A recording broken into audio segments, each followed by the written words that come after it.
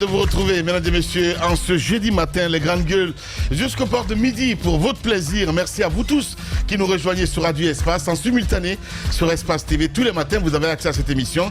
Grand merci à Sola Média qui relaie l'émission, évidemment, sur les réseaux sociaux. Ceci dit, évidemment, vous, téléspectateurs, auditeurs, plusieurs mots s'offrent à vous pour interagir sur nos sujets. Vous partez sur Twitter, le hashtag Espace GG. Sinon, le numéro, vous le savez très bien, reste inchangé. 00224 657 39 13 13. Sinon, ça se passe également aussi sur Twitter. X désormais, évidemment, le hashtag Espace GG. Sinon, sur Facebook, sur Twitter, vous allez réagir, interagir, mesdames et messieurs, avec plaisir. Un peu plus tard, nous allons prendre en compte vos messages. Sinon, vous pouvez nous rejoindre également aussi sur Telegram désormais. Avec plaisir, nous allons communier ensemble, tout simplement. On parlera politique ce matin dans notre émission. On s'intéressera à votre quotidien. Nous irons à l'intérieur du pays.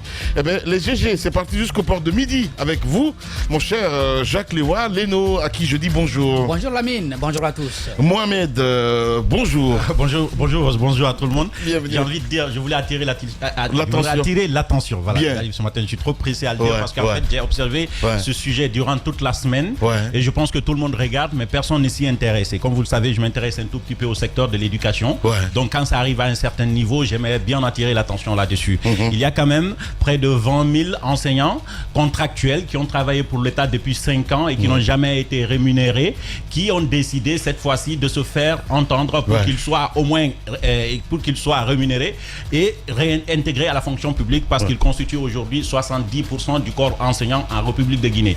La Guinée est en manque d'enseignants par préfecture. C'est entre 400 et 500 enseignants. Mais comment est-ce possible ce dysfonctionnement? Ce que je suis en train d'expliquer, par préfecture dans les 33, c'est pas moins de 500 enseignants de manquants. L'État a besoin de recruter jusqu'à entre 15 000 et 20 000 enseignants.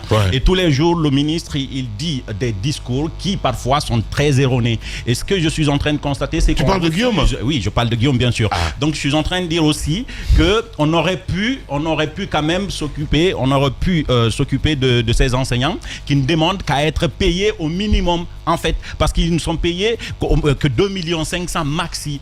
Quand vous partez à l'intérieur du pays, Lamine, vous voyez les enseignants qui y enseignent. Vous n'avez même pas envie qu'ils enseignent vos enfants.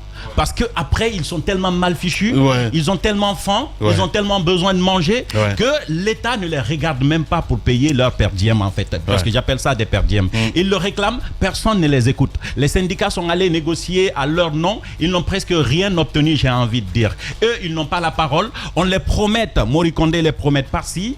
Et puis, Guillaume les convoque par là. Et après, c'est le ministre de la fonction publique qui vient tout mettre à l'eau et qui ne dit absolument rien de potable. Là, ils sont décidés à ne pas reprendre les chemins de l'école tant qu'ils ne sont pas payés. Mais comme vous le savez, ils n'ont pas beaucoup de moyens. Ils n'ont non seulement pas beaucoup de moyens, mais ils n'ont pas surtout... ils sont nombreux, mais ils ne constituent pas une force qui puisse mettre la pression sur l'État. Quand j'entends des milliards qui sont dépensés dans des projets qu'on aurait pu... je comprends. Avant d'arriver là, Mohamed, justement, j'ai envie de comprendre. Parce que ce que tu évoques, c'est tellement grave. Comment on peut s'engager comme ça au niveau de la fonction publique sans avoir les garanties quelque part? Je veux dire, en fait, il y a un moment, je veux bien que vous souvenez, un petit peu. Le cas des enseignants contractuels, voilà comment ça a commencé. Vous vous souvenez, en 2018, Souma avait déclenché une grève en réclamant 8 millions pour les enseignants. On se souvient. Les enseignants ont cessé les cours. L'État a fait recours à des enseignants qui sont allés en classe et qui ont accepté d'enseigner les élèves moyennant des primes qu'on leur donnait. Sauf que c'est devenu finalement la règle et on a remarqué que quand le ministre Guillaume Daher est venu, et on a envoyé beaucoup de personnes à cause du fichier de la fonction publique, on a envoyé beaucoup d'enseignants à la retraite.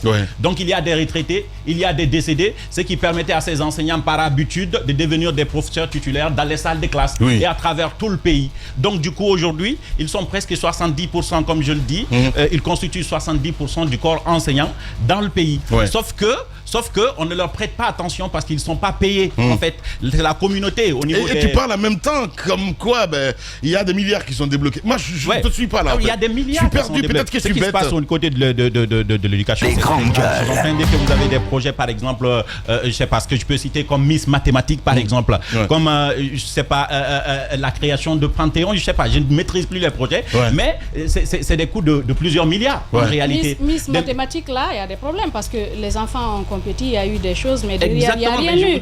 La Miss, par exemple, mathématique, qui est originaire de Fria, il y a eu, comme on appelle, une sorte de publication, de publicité autour. On leur a promis des choses, ils ont même présenté des documents, des passeports, il y a eu des voyages, des promesses de voyage, mais il n'y a rien eu derrière. On se pose des questions. Guillaume doit s'expliquer. Non, il y a un gros souci là. Pas que sur ça, mais sur énormément d'autres projets. Mourad, si tu peux nous appeler Guillaume, là, ça serait bien, mon cher ami. Il y a énormément de problèmes de ce côté. En fait, il y a des milliards de projets dont ce serait bien passé, et on ne s'occupe pas des enseignants contractuels qui sont là, mais qui crèvent la dalle, la mine, qui n'ont pas à manger. Je suis en train de dire, en fait, à un moment donné, il faut qu'on les regarde, il faut qu'on les écoute, parce qu'après, c'est eux qui enseignent les enfants. De l'autre côté, ce que je vais dire, c'est peut-être, vous le savez ou pas, c'est concernant les cantines scolaires. Nous, on en a parlé l'année dernière. Le président avait annoncé à tout le monde et à toute la République qu'il donnait 100% de sa récolte et que chaque ministre devrait donner 50% de sa récolte aux cantines. Sauf que les cantines sont vides aujourd'hui. Dans 2 semaines, c'est la rentrée scolaire. Ils ont détourné le riz du président. Et pas que le riz de ceux de la présidence, je suis en train de dire.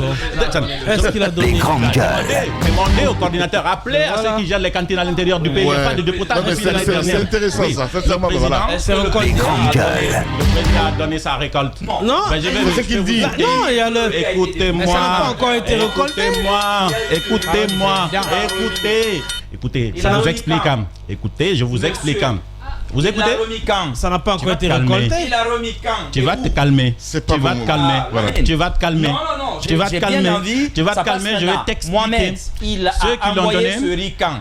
Pour dire que c'est détourné, il faudrait bien être certain que la récolte tu vas m'écouter, est déjà terminée et que ça a été remis. Tu as besoin de comprendre ou tu as besoin d'insister sur ta question? Parce que c'est deux choses. Si tu veux insister, je te laisse insister. Si tu veux comprendre, je peux pas. Alors je vous écoute.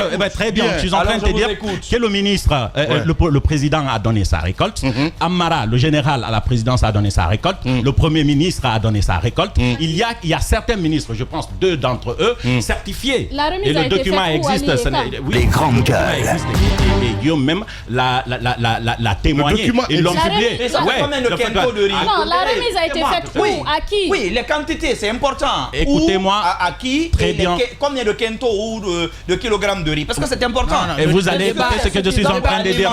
Vous allez me laisser finir. Mais justement, c'est la question. Écoutez-moi très bien. Est suffisante pour ravitailler toutes les quantités. Et vous allez me laisser finir. Ouais, la technique est trop facile. Donc je suis en train de dire, c'est trop facile. Non, ta technique est trop facile. Tu m'as demandé est-ce que le président a donné. Je suis en train de te citer ceux qui ont donné. Je t'ai dit que même PAM a certifié avoir reçu du riz pour les cantines, mais de Koundara, qui n'était pas suffisant. Je suis en train de dire d'appeler au niveau des cantines à l'intérieur du pays. Mais le PAM le fait d'habitude. Non, mais PAM prend avec les producteurs locaux. Oui, il finit.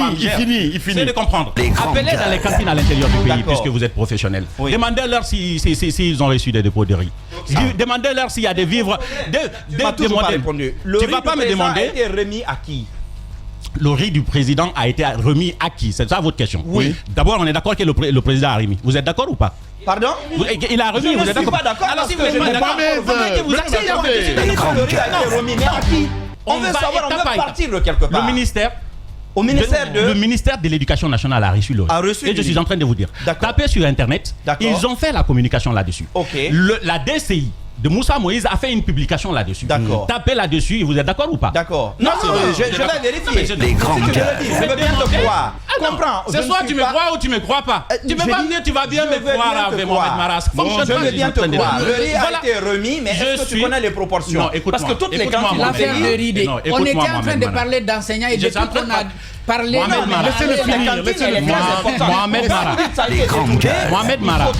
Mohamed Mara, c'est deux choses. Voilà. Mohamed Mara. Quelles sont les quantités remises? Mohamed Mara. Quelles sont les quantités livrées? C'est à partir de là que Mohamed Mara. C'est deux choses. C'est deux choses. Oui. C'est soit tu es informé, alors tu donnes le contraire de ce que je suis en train de dire. Mais quand tu dis soit tu n'es pas informé, tu écoutes, je t'informe tout simplement. Mais je suis en train de t'informer, Mohamed. Tu ne sais pas. Alors quand tu ne sais pas, tu écoutes, je te le dis. Les grandes gueules. Technique que tu dis. Oui, parce que ça n'a pas été là où ça devrait aller. Mais c'est ce que je suis en train de t'expliquer. Oui, mais où? Maintenant, si tu veux comprendre, c'est les cantines qui devraient recevoir. Les cantines n'en ont pas. Je te demande d'appeler à l'intérieur du pays, c'est aussi facile que ça. D'accord. Maintenant, si tu es dans la technique de discrédit, pour ne pas donner du crédit à ce qu'il dit. Ouais, ça fonctionne en fait. Non. Vas-y, Mohamed. C'est pas ton sujet. Je dis que les quantités ne sont pas encore stockées à Conakry. C'est quoi les quantités? Est-ce que ça a été traité? Est-ce que ce riz a été dit? Est-ce que ça a été acheminé? Tu n'as pas vérifié tout ça, tu dis c'est détourné. Dis-moi que le riz n'est pas encore arrivé, je suis d'accord avec toi. Mais dire comme ça par déduction, c'est détourné. Il faudra apporter les preuves. Si tu ne m'apportes pas les preuves, je ne te crois pas. C'est ce que je suis en train d'expliquer. Il n'y a pas une histoire. Pardon, Mohamed. Si tu me laissais finir, tu allais comprendre ce que je suis en train de dire. C'est toi qui as mitraillé des questions. Où, quand, est-ce qu'il a donné? J'étais en train d'expliquer. C'est le B.A.B.A. Bah, je suis. Oui. Mais bien sûr, c'est ce que je te dis. Vas-y, Mohamed. Le président, eh ben, c'est 100% de sa récolte du côté de Forikaria a été donné. Et ça a été certifié par la DCI qui a donné l'information. Je vous dis que même l'institution internationale qui reçoit pour une certaine partie des cantines a certifié avoir reçu une quantité insuffisante de ce riz. Et je vous dis ceux qui ont donné. J'ai dit que le document, ça existe. Je vous dis d'appeler au niveau des cantines à l'intérieur du pays. Ils n'en ont pas reçu. On a fait un débat là-dessus. Et je vous dis qu'à 2 semaines de la rentrée scolaire, il n'y a pas de nourriture, il n'y a pas de vivres, il n'y a pas de gens dans les cantines. Vous vous êtes rapprochés. Est-ce que maintenant, jusque-là, je suis d'accord avec vous. Et je crois que ce que vous dites là est vrai. Mon problème, il est sur un seul point. Et c'est là où la directrice de l'information, qui est à côté de toi, ne te lâche pas du regard. C'est-à-dire, jusque-là, on est d'accord. Non, tu vas bien me comprendre. C'est vous qui ne me lâchez pas. Je t'ai écouté. Non, personne ne t'a écouté. Mais écoute aussi, tu vas comprendre. L'expression que tu as lâchée, je me dis que pour le moment, nous ne pouvons pas l'affirmer. Le riz a été remis. Je suis d'accord. Toi-même, tu as précisé que les quantités, que le PAM a dit que les quantités ne sont pas suffisantes. Déjà, si tu veux aller loin, moi j'aimerais bien déjà aller loin sur la question. Pour le PAM, quelles sont les quantités qu'il faut chaque année, justement pour alimenter les cantines? Le PAM peut te le dire. 1. Deuxièmement, quelles sont les quantités remises par les membres du gouvernement? 2. Troisièmement, où sont en ce moment ces quantités de riz? Est-ce que d'abord le riz a été traité? Parce que ce n'est pas le riz padi qu'on envoie. Est-ce que le riz a été traité? Est-ce qu'il a entreposé au PAM? Est-ce que tout le riz a été envoyé au PAM? Et là aussi, tu peux te rapprocher même du ministère de l'Éducation nationale. Mais tant que tout ça n'est pas fait, tu ne peux pas déduire. Si vous avez... Pourquoi on remettrait... Non, oui, c'est la question. C'est la question que je m'entends. Parce que le PAM a un programme justement qui alimente directement les cantines scolaires. Les cantines scolaires. Et d'ailleurs... Mais le PAM prend avec les agriculteurs locaux. Oui. Mais pourquoi la récolte du président ou du gouvernement irait par exemple local? Et pas que. Justement, c'est pas moi jusque-là, c'est pas tout mauvais le pour moi. processus d'ailleurs avec ça, si c'est Mohamed Mara, c'est que ça devrait se passer l'année dernière en fait. C'est ce que tu voilà, là d'ailleurs, si c'est remis au PAM, les grandes gueules. Je pense que le riz sera très bien utilisé et là d'ailleurs, je serai tranquille. Mais si tu envoies ces sacs de riz au département de M. Guillaume, un département qui attend les examens pour nous dire après, on ne connaît pas, on ne peut pas vous donner le budget, on sait comment ça se passe. L'éducation nationale vit seulement au moment des examens. Bien. Si tu envoies le riz là-bas, c'est du riz dont tu risques de retrouver les sacs. Merci beaucoup. Ce que je voulais juste ajouter là-dessus. Voilà. Non, c'est pour compléter ta réponse. Je veux juste dire il faut retirer les questions. Non, attendez. Je ne retire pas, je sais ce que j'ai dit et ce que je tente de t'expliquer. Voilà. Je te dis que ça devrait se faire depuis l'année dernière. Ça n'a pas été fait. La récolte, c'était depuis l'année dernière. C'est pas pour l'année suivante. Donc, ça n'a pas été déposé dans les cantines. Et jusque-là, ça n'a pas été déposé. Et ça n'existe nulle part, en fait. On ne retrouve pas le riz. Je suis en train de t'expliquer que le riz a été détourné. Et j'affirme ce que je suis en train de dire. Je l'affirme. Et j'assume également Mohamed. Alors moi je reviens sur la situation des enseignants. La question du riz, je sais que ça intéresse beaucoup de personnes, mais ce qu'il évoque pour le cas des enseignants contractuels qui sont donc en grève actuellement. En plus, il est quand même dans le milieu, Mohamed Ali. Il est quand même dans le milieu, il connaît bien ce qui se passe. Alors les enseignants les grandes gueules actuellement prennent d'assaut les directions préfectorales et communales de l'éducation pour s'exprimer, mais qui n'ont pas de moyens de pression par ailleurs, puisque nous sommes... justement, tu as tout compris d'où je veux venir en fait. De la rentrée et le gouvernement continue de les narguer. Si vous remontez un peu dans l'histoire, vous comprendrez combien de fois ces enseignants, je crois qu'il y en a qui ont été ballottés dans plusieurs catégories d'enseignants comme ça. Parce que toute cette histoire a commencé... Divisé pour régner. Toute cette histoire a commencé au début des années 2000, quand on a inventé l'histoire des enseignants communautaires. On formait rapidement, là, 6 mois, et puis on les envoie. Formation rapide. 3 mois, 6 mois, et puis on les envoyait dans les écoles. Oui. Dans un premier temps, pour par exemple notre préfecture, c'est Plan International qui aidait à prendre en charge ces enseignants. Et quand Plan s'est retiré, les enseignants ont été mis à la charge des communautés. Donc on cotisait du riz, un peu d'huile, on donne à l'enseignant qui est là. Lui, il est au milieu des enseignants pris en charge par l'État, mais il se contente des quantités du riz qu'on lui apporte. Et ce processus est allé jusqu'à un certain niveau, jusqu'à l'officialisation des enseignants contractuels, et je crois ça c'est sous monsieur Kourouma, Ibrahim Kourouma. Il y a eu beaucoup de manifestations ici à Conakry, mais à chaque fois qu'il s'est agi de les engager, on a dit non, on organise un concours. Alors on organise un concours, eux ils profitent, il y en a parmi eux qui c'était devenu même un objet politique. Mais il y a d'autres qui échouent. Les grandes et gueules. ceux qui échouent sont nombreux. Bien écouter, surtout que le concours de 2013, on a vu d'autres qui n'étaient pas dans l'enseignement réussir à ce concours. On ne peut pas dire aux autres, bon, ils ne devraient pas tenter. Mais après, il y a eu beaucoup aussi de griefs qui ont été portés à cette évaluation, à ce concours. Parce que les gens ont un peu pointé du doigt la crédibilité du concours. Et ça a continué comme ça, un deuxième concours. Il y en a qui sont encore restés dans la même situation. Aujourd'hui encore, le problème est au même niveau. Ils ne veulent plus mais la question la voici. participer à un concours, c'est ça la vérité. La question la voici. Le ministère est conscient. Le ministre pas. Allez-y, Jacques, s'il te plaît, vas-y. Allez-y. Le ministère est conscient. Ce sont les conditions de concours. C'est incroyable. Première condition. Mohamed, calmez-vous. Non, mais Lamine, tu vas pas laisser passer ça quand même. Non, c'est pas possible. Non, Mohamed peut pas dire ça parce qu'il ne le sait pas. Non, je t'explique.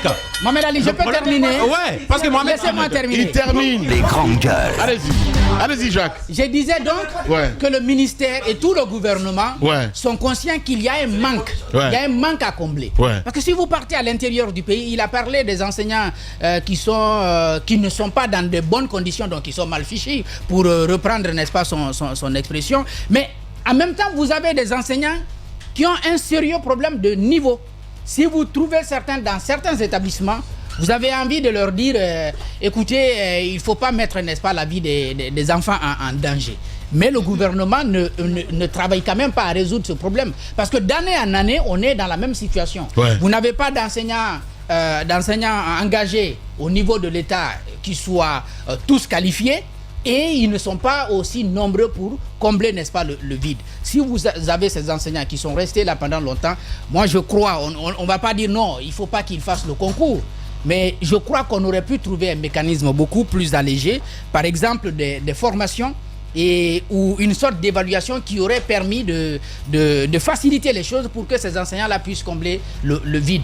Sinon, on est en train de les esclavagiser tout simplement. Parce que chaque année, on les utilise et quand il s'agit de les engager, on trouve des excuses. Tu es d'accord avec moi Et il y a eu des contre-vérités l'année dernière. Parce que c'est le ministre Morikonde, donc de l'administration du territoire, qui a... Donc finalement, tu es d'accord avec Mohamed Ali en fait, parce que tout ce qu'il disait... Non, mais je ne suis pas contre Mohamed Ali, je l'appuie dans la communication. Donc le ministre de l'administration du territoire s'est porté volontaire pour aider le ministre de l'Éducation. Et il recrute les jeunes, il ne les paye pas. Il y a beaucoup qui... Et le salaire, il n'est pas... Si vous voyez le salaire de certains, parfois même vous allez leur dire pourquoi vous acceptez ça.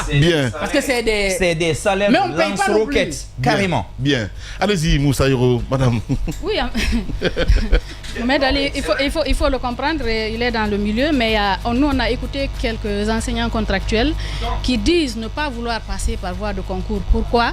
Il y a des raisons, bien évidemment. Ils disent qu'ils ne veulent pas participer à un concours parce qu'ils savent comment les choses se passent dans ce pays-là. On peut organiser le concours et insérer d'autres personnes qu'on voudrait, par affinité, intégrer à la fonction publique et les mettre à l'écart. En même temps, cette question de niveau, Lamine, je pense qu'elle est là, elle est palpable, elle est tangible ces derniers temps. Quand vous écoutez certains représentants justement de ces enseignants, franchement, mais qui est à la base de tout ça? C'est le gouvernement qui a décidé à un moment donné, pour des raisons politiques, justement parce qu'à un moment donné, il s'est senti coincé, dos au mur par rapport aux enseignants qu'il a recrutés. À un moment donné, il ne les a pas payés. Il a dit d'accord, vous ne voulez pas, on prend d'autres personnes. Et là, ces personnes qu'ils ont prises, c'est des gens pratiquement qui n'avaient même pas le BABA. Souvent même, c'est des militants. Des militants. Des grandes gueules. Même pas le BABA pour aller s'arrêter dans une salle de classe. Vous vous rappelez, à l'époque, on avait eu des dénonciations disant qu'il y a des gens qui sont venus, il y a eu des inspections, il y avait qui ne pouvaient même pas vous écrire une phrase simple, correctement, dans une salle de classe. C'est pour cela que l'enseignement, l'éducation est en train de se mourir à petit feu. C'est comme à Kikideni, parce que ce qui s'est passé, si tu te rappelles, de ces grèves-là, il y avait plusieurs morts.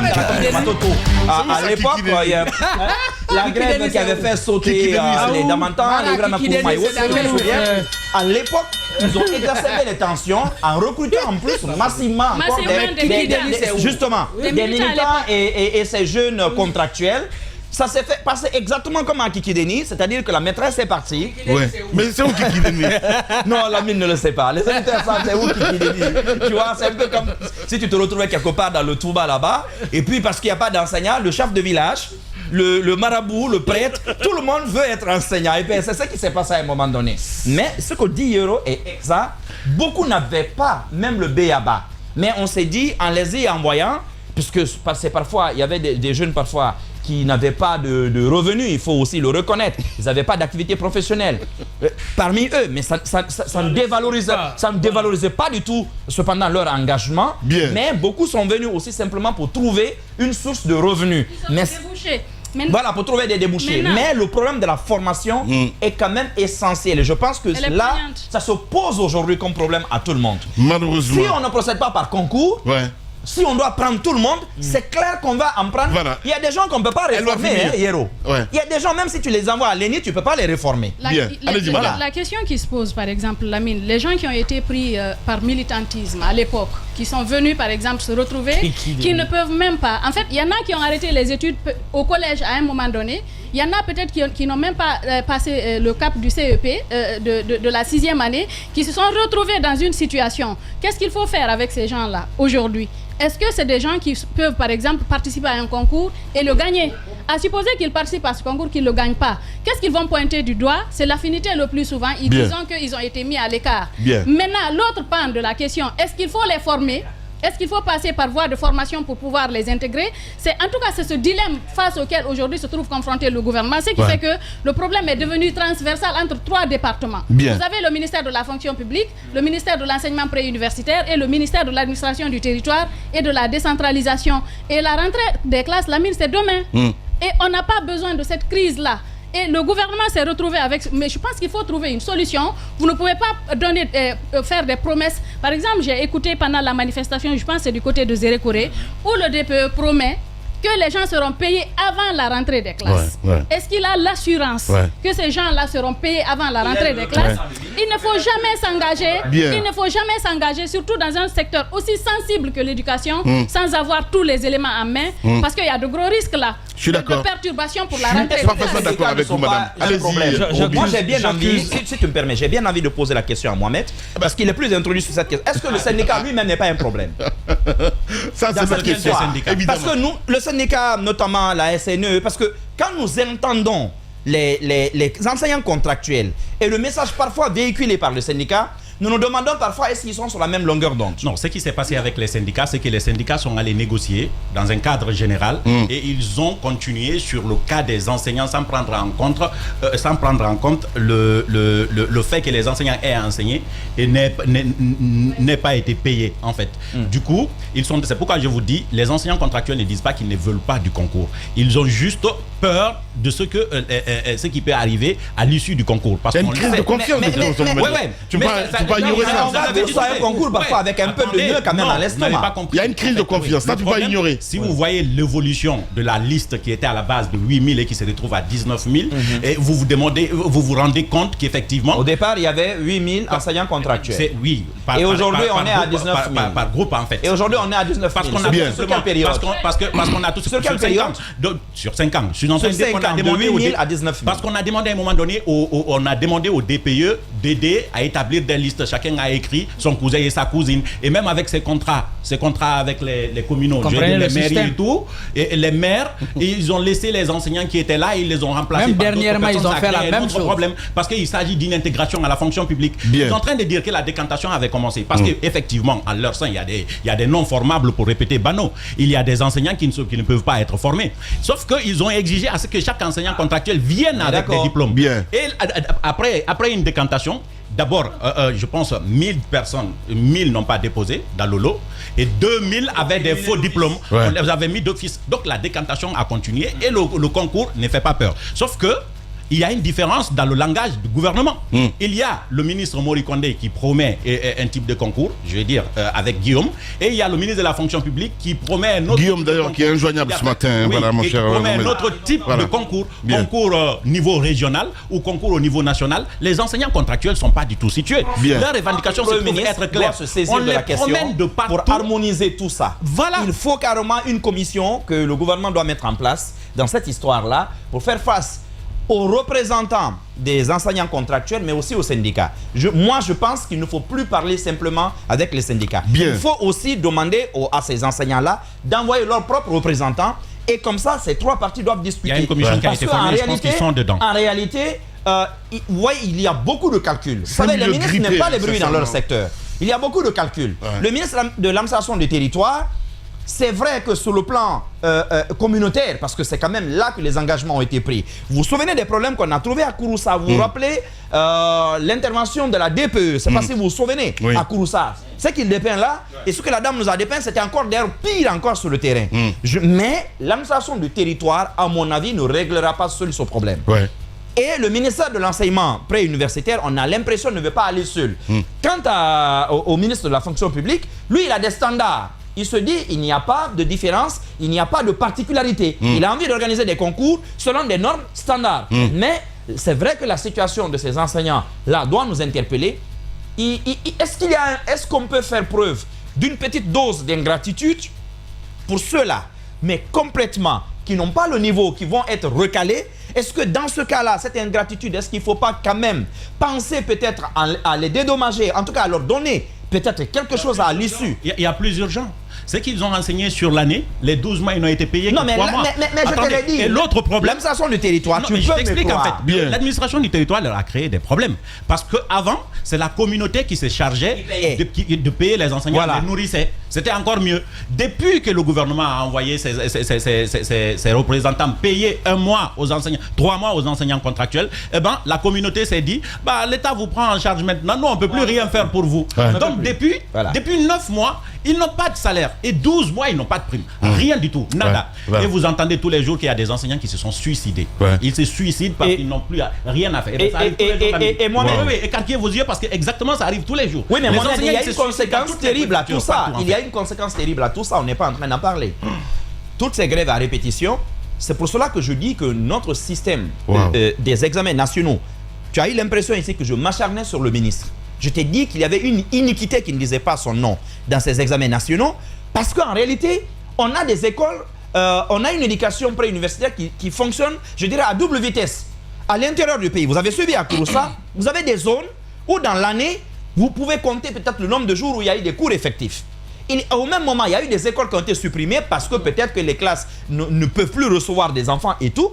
Mais quand vous organisez des examens à l'issue d'une telle année, avec tout le bouquin qu'on a fait, avec tout le stress qu'on a jeté sur les enfants, alors qu'en réalité, peut-être que celui de Conakry a étudié dans de meilleures conditions que celui de Binikala, mais à la fin, et on les a valés de la même manière, c'est pas donc étonnant que vous ayez même des préfectures parfois qui n'est même pas un admis, c'est pas étonnant, parce que vous avez des préfectures, des sous-préfectures qui essentiellement, on l'a vu à Kouroussa, essentiellement, vous avez plus d'enseignants contractuels que d'enseignants envoyé par la fonction publique. Et ça, quand même, c'est un choc. À Conakry, c'est pareil en réalité, Lamine. Ce qui se passe à Conakry, on ne le dit pas. L'État a tellement démissionné que ce sont les privés qui sont en train d'éduquer les enfants. Quelle est la proportion aujourd'hui? Essentiellement. Quelle est la proportion d'enfants éduqués dans les écoles publiques vérifiez par rapport à l'enseignement privé. Dans tout le pays, il y a 85 lycées.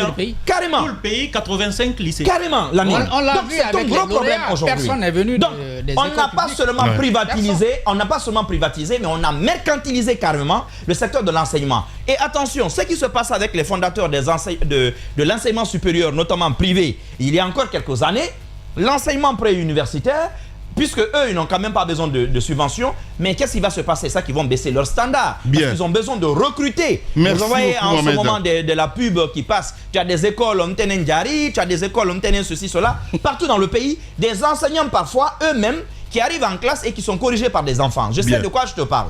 Et quand c'est comme ça, est-ce qu'il faut simplement dire oui parce qu'ils ont enseigné, il faut les prendre tous? Bien. Il y a quand même un souci à ce niveau. Voilà, Mohamed, évidemment. L'émission continue dans un instant. Avec Liberté de ton sur Radio Espace. Tous les matins sur Radio Espace, retrouvez l'intégralité de l'émission évidemment aussi sur nos sites partenaires, sur Suite FM Guinée 99.1 ici à Conakry. Vous nous écoutez à Farana sur Bambou FM. Gekedou écoute évidemment cette émission à travers Makona FM. Merci à vous tous, mesdames et messieurs. Continuez à réagir. Les contacts s'affichent juste en bas de l'écran. Si vous nous écoutez à la radio 00224 657 39 13 13. La ville de Conakry est réputée pour son urbanisation, voilà, anarchique, mais c'est le cas de presque toutes les villes guinéennes.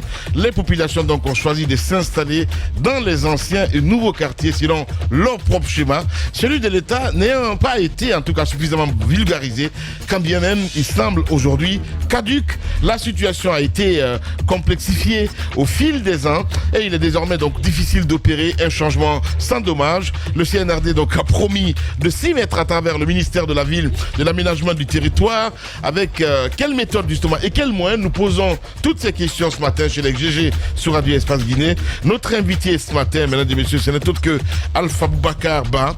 Eh bien, il est DGA donc de l'agence de rénovation urbaine. Ça existe ça? Ouais. Ok. On l'attend, évidemment. Ben oui. Allez-y, mon cher Roby. Bonjour. On continue le débat. Bonjour. Bonjour. Voilà. Jacques, Jacques voulait savoir c'est où le village Kikideni. Kikidi. Il me semblerait que c'est au Burkina. Ah bon? Alors je demanderais. C'est ce que tu m'as dit. Je crois que c'est un village imaginaire. C'est le village de Guillaume alors. Ouais, c'est ça. Alors si c'était vrai, j'aurais dit. En fait, c'est dans une série africaine. Tu veux parler de la région des Kaya? Ben voilà, les En fait, c'est dans une série burkinabé. On appelle 300 villages, c'est ça. Voilà. Allez, pour revenir au sujet, je pense que de part et d'autre, il y a des raisons à tirer. Parce que Mohamed Ali vient de nous partager un document, bien évidemment, dans lequel le ministre Guillaume Aving remercie le PAM pour avoir offert 280 sacs de riz. Non, j'en viens. C'est là où ça va te blesser. Tu n'es pas encore blessé, attends. Les grandes gueules. Vas-y, Roby. Ah ben pour une fois, ben voilà, il est Sambo. Non, c'est sur ça. Ok. Permets-moi. Il a osé communiquer sur ça. Ah ben voilà. 280 sacs de riz. Il remercie le PAM dans un courrier signé. Merci de nous avoir offert 280 sacs de riz. Alors que le besoin. Alors que le.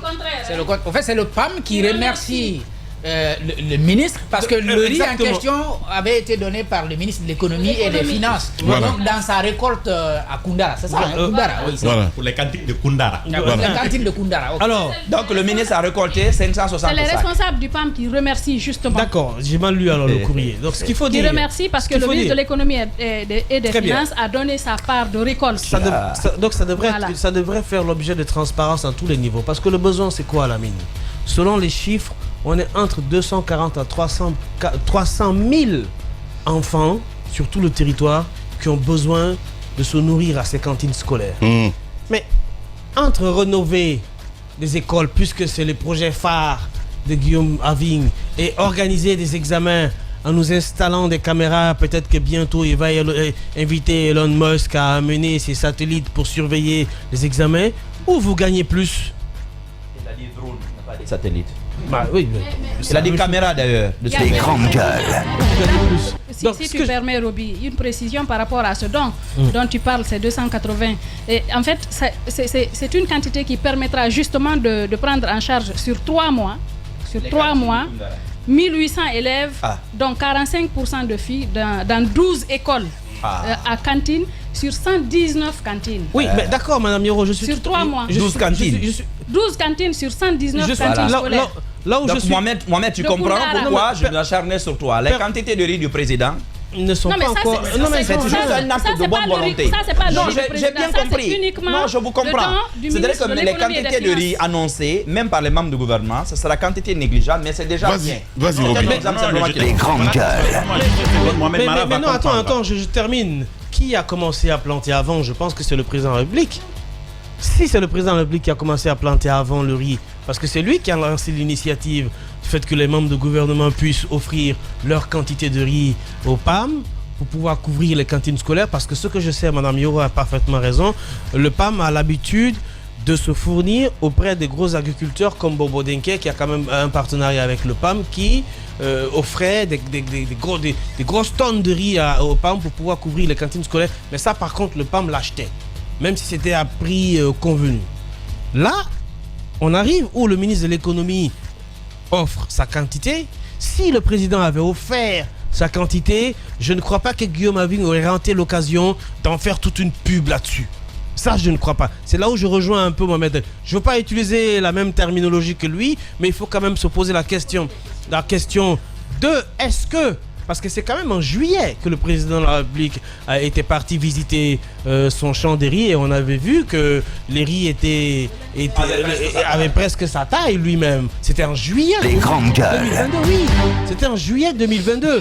Et on nous disait à l'époque, oui... Oui, c'est vrai, le riz avait quand même déjà presque la taille du président. Oui, mais sauf que lui, il était courbé. Voilà. Les grandes gueules. Sauf que lui, il était courbé, Mohamed. C'est pas possible. J'en viens. Non, je veux juste te dire que celui-là, il était presque à maturation. Je peux terminer. Voilà. Sauf que lui, il était courbé quand la DCI nous présentait les photos. Donc, ça veut dire quoi? Et qu'est-ce qu'on nous a dit, Lamine Guirassy? D'autres informations plus importantes. C'est qu'on nous a dit que parce que le PAM même avait offert des semences de riz au ministère de l'enseignement, et ces semences de riz pouvaient être plantées, je crois, il y avait une possibilité de récolte 3 fois dans l'an. En tout cas, la qualité de riz qu'on nous avait présenté, soi-disant être plantée. Donc ça veut dire que de 2022, on est aujourd'hui à quand? On est en septembre 2023, cela ferait combien de récoltes? Cela ferait plus de 6 récoltes, Lamine. Plus de 6 récoltes, à mon avis. Si c'est 3 fois par an qu'on peut récolter, qu'on peut planter et récolter. Donc, où sont parties les autres quantités de riz? Et Guillaume Aving lui-même, il s'était affiché dans son... Mais lui, c'était du maïs, non? Qu'il avait fait, je crois, quelque chose comme ça. À l'époque, on avait vu. Lui aussi, où est sa quantité de riz? Donc, je rejoins Mohamed Hari. Il faut se poser des questions. Où en est-on avec ce programme de don de riz au PAM des membres du gouvernement? Parce que jusque-là, il n'y a que le ministre de l'économie et des finances qu'on voit qu'il a offert sa quantité de 280 tonnes. D'autres devaient en faire. Le président lui-même devait en faire. Lui, d'ailleurs, c'est lui qui devait faire, je crois, la grosse part, parce que c'est lui qui a plus d'hectares, entre guillemets, officiellement. Il avait décidé de tout donner. Et oui, justement. Et puis, il avait décidé de tout donner. Donc, c'est des tonnes de riz, normalement, qui devraient être offerts au PAM plusieurs fois. Si le président, peut-être c'est la première récolte seulement qu'il avait donnée, ou il avait dit sur toute une période. C'était en tout cas rien que la première récolte. Il a dit voilà. Rien que la première récolte. Voilà, maintenant, les ministres devraient donner 50% de leur récolte. Exactement. Donc, sauf qu'il n'y a pas de visibilité en fait. Mais est-ce que ça se fait? Est-ce que ça se fait? C'est la grosse question. C'est là où je rejoins Mohamed Ali, évidemment. Sauf qu'il va vite en besogne en parlant de détournement. Je pense qu'il faut aller un peu plus loin. Il parle en connaissance de cause. Je suis désolé, mais attends, Roby. Non. Il ne faut pas masquer les mots. Je suis désolé. Quand il dit détournement, il sait de quoi il parle. Non, il faut vérifier. Comment ça, vérifier? Il est dans le milieu. Les grandes gueules. Pour détourner, il faut que ce soit donné. Pour détourner, il faut que ce soit donné. Il ne comprend pas. Non, je suis... Pour détourner, il faut que ce soit donné. Mais justement, il faut qu'on ait la certitude que le riz a vraiment été donné. Le riz a été donné. Et donc, ça a pris un pour autre le ministre de l'économie et des finances, là, on a la preuve. Là, on a la certitude qu'il a donné. Mais est-ce que les autres ont donné? Donc, c'est là où les ministres. Oui, les ministres et le président lui-même. Est-ce que les autres ont donné? Non. Donc, cela veut dire qu'il y a un véritable problème à ce niveau. Est-ce que ce programme est strictement respecté? Non. Pour en venir un peu, je voulais commencer par le riz parce que j'en bouffe assez ces temps-ci depuis que je me suis marié. Donc pour revenir un peu, parce que sinon j'étais un rat des restaurants. Les grandes gueules. Pour revenir un peu, c'est un peu comme toi quand tu es là. D'accord? L'émission continue dans un instant.